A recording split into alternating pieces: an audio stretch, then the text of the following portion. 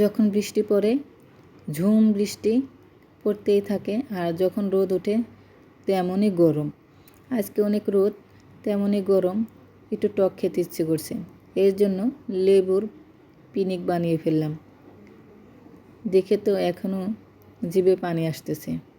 আসসালামু আলাইকুম, সবাই কেমন আছেন? আশা করি নিশ্চয়ই ভালো আছেন। আমি আলহামদুলিল্লাহ ভালো আছি।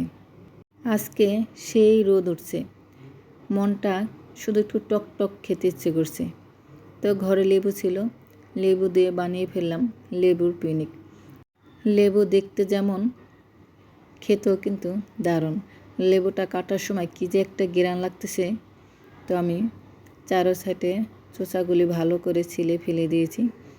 অনেকে চোচা সহকারেও লেবুর পিনিক বানায়, তো আমি ভাবলাম যে তিতা লাগতে পারে, আমার ছেলেরাও খাবে, এর জন্য আমি চোচাটা ফেলে দিয়ে বানাবো। আমি 3টা লেবু নিয়েছি, আমি আর আমার 2 ছেলে খাবো। তো 3টা লেবুর মধ্যে 2টা লেবু একদম সবুজ ছিল আর একটা লেবু ছিল হলুদ। গোল গোল করে কেটে নিচ্ছি। অনেকেই ছুরি দিয়ে কাটে, তো আমার ছুরিটা খুব একটা ধার নেই, এর জন্য আমি বটি দিয়েই কেটে নিচ্ছি। আর বটি দিয়ে কাটতে আমার খুব ভালো লাগে ছুরির থেকে।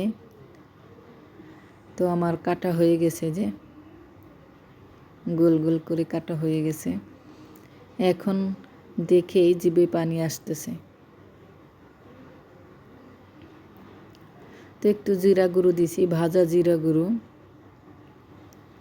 ভাজা ধনিয়া গুঁড়ো,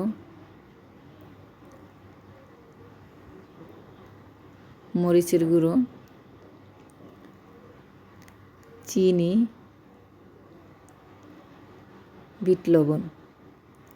এখন ভালো করে মাখিয়ে নিব। আর ভাজা শুকনা মরিচের গুঁড়াটাও অনেকে দেয়, কিন্তু আমি দেব না, আমার ছেলেরা খাবে এর জন্য। আর মরিচের গুঁড়াটাও আমি একটু কম দিয়েছি, আমি তো একা খাবো না। আর আপনারা চাইলে শুকনা মরিচ ভেজে গুঁড়াটা দিতে পারেন, ওটার ঘ্রাণ কিন্তু আরও ভালো লাগে। আমি ঝালের পরিমাণটা কম দিয়েছি। আমার তো এখনই জিভে পানি আসতেছে। মশলা একটু কম হয়েছে, স্বাদে কিন্তু কম হয়নি, দারুণ হয়েছে। আমার মনে হলো চিনিটা কম হয়ে গেছে, আর একটু চিনি দিচ্ছি। তো আমার লেবুর পিনিক বানানো আপনাদের কেমন লাগলো কমেন্টে জানাবেন। ভিডিওটি যদি ভালো লাগে লাইক কমেন্ট করবেন, শেয়ার করবেন, ফেসবুক পেজটা সবাই ফলো দেবেন। আল্লাহ হাফেজ।